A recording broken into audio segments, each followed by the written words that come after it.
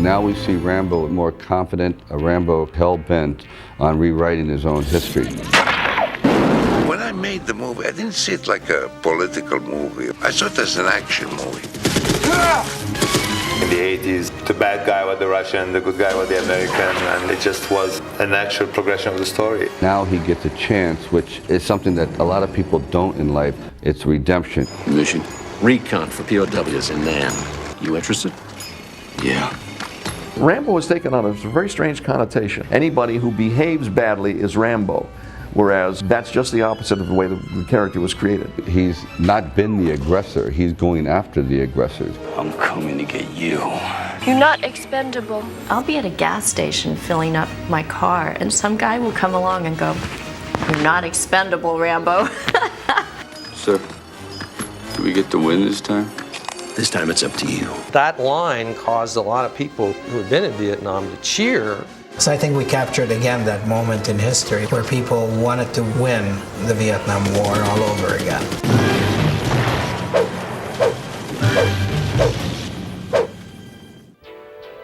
First Blood opened when we were in October '82, and it did not bad for that movie here, and pretty good in the foreign. The normal thing is, what else? I'm sure he's going to be doing something else. And we went to then a friend of ours who was roughly trying to get his own small movie together called Terminator.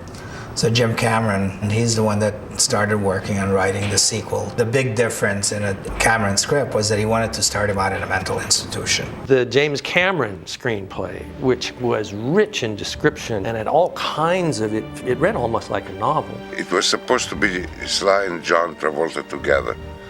But then, I don't know, it was a decision made by the producers, how it ended up. We were thinking about buddies, but we felt ultimately that this was the single white male.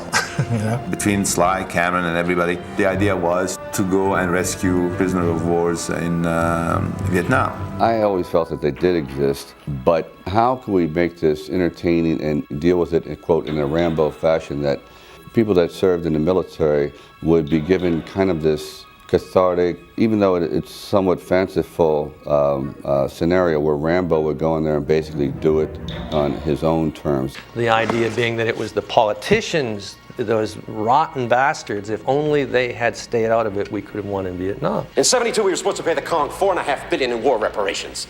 We reneged. They kept the POWs. And you're doing the same thing all over again.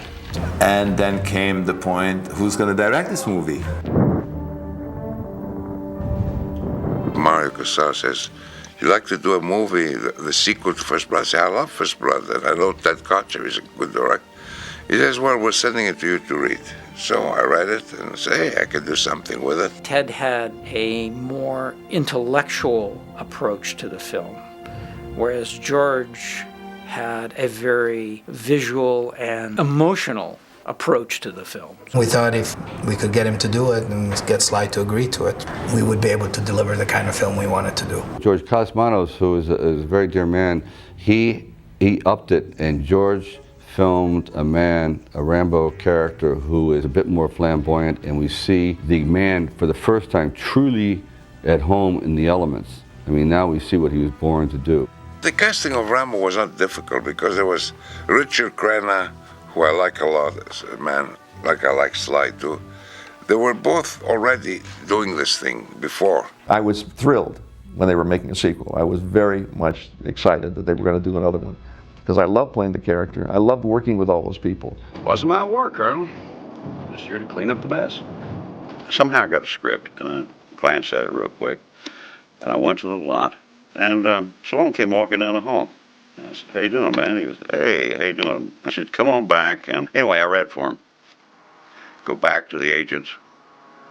And I said, "That part you said was cast, I think I just got." Charles Napier stood out as the #1 bad guy. You think somebody's going to get up to the floor of the United States Senate and ask for billions of dollars for a couple of forgotten ghosts? Men, goddammit! Men who fought for the country. That's enough!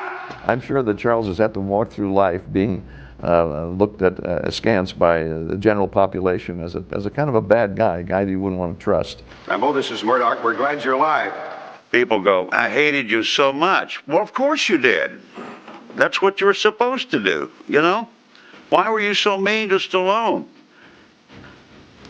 I had to be. Sure, he's still not unbalanced from the war. It was a long process. It was like first there was an audition with the casting director, then it was with the producers, then it was with Stallone. It was a sense of unreality because this kind of thing just didn't happen very often in Honolulu, Hawaii. I got back and I phoned from some phone booth that was out in the middle of nowhere, and I called them collect because I had no money on me.